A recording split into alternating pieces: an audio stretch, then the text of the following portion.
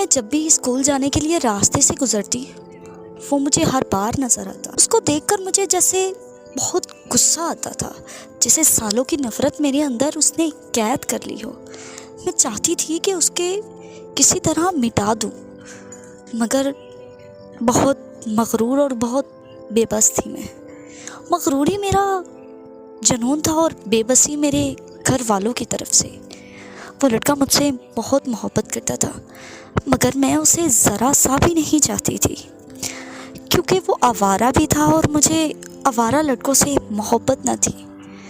ہاں، بچپن میں میرا اس کے ساتھ رشتہ ضرور ہو گیا تھا، مگر اس کا ہرگز مطلب یہ نہیں تھا کہ میں اپنی جوانی میں بھی اسے قبول کرتی۔ اور جو لڑکا مجھے بچپن میں ہی پسند نہ تھا تو کیسے ممکن تھا میں اس سے شادی کر لیتی۔ جب میں 18 سال کی ہوئی تو میرے گھر والوں کی طرف سے بہت پریشر آیا کہ مجھے شادی کرنی چاہیے، اور میں تھی کہ اس سے ذرا سی بھی محبت نہ کرتی تھی۔ جیسے تیسے کر کے میری اس سے شادی ہو گئی، مگر میں اس کے ساتھ ایک لمحہ بھی نہیں گزار سکتی تھی۔ اس کمرے میں میرا دم گھٹتا تھا، جہاں سے وہ گزرتا تھا مجھے وہ راستہ ہی پسند نہ تھا، تو کیسے ممکن تھا میں اس کے ساتھ اپنی عمر بھر گزار دیتی۔ میں اس سے دن رات چیختی چلاتی، اس سے بات تک نہ کرتی اور نہ ہی اس کا کوئی کام کرتی تھی، مگر وہ ہر بار میری سائیڈ لیتا۔ گھر میں کسی بھی طرح کی کوئی لڑائی ہوتی تو وہ چچی جان سے کہتا، یہ کم عمر ہے، اس نے اپنے گھر میں کوئی کام نہیں کیا، تو کیسے ممکن ہے وہ اب بھی کام کرے گی؟ اگر آپ کو کوئی مسئلہ ہے تو میں آپ کو نوکرانی لگوا کے دے دیتا ہوں۔ میں اس سے بے حد بدتمیزی کرتی، غصے سے بات کرتی، یہاں تک کہ میں اسے بیوی والا بھی کوئی سکھ نہ دیتی تھی، مگر پھر بھی وہ مجھ سے محبت کرتا، میری چھوٹی سے چھوٹی چیزوں کا خیال رکھتا۔ مجھے کب کہاں جانا ہے مجھ سے زیادہ اسے معلوم ہوتا تھا، مجھے کھانے میں آج کیا کھانا ہے اسے معلوم ہوتا تھا۔ وہ مجھے باہر لے کر جاتا، گھماتا پھراتا کھلاتا۔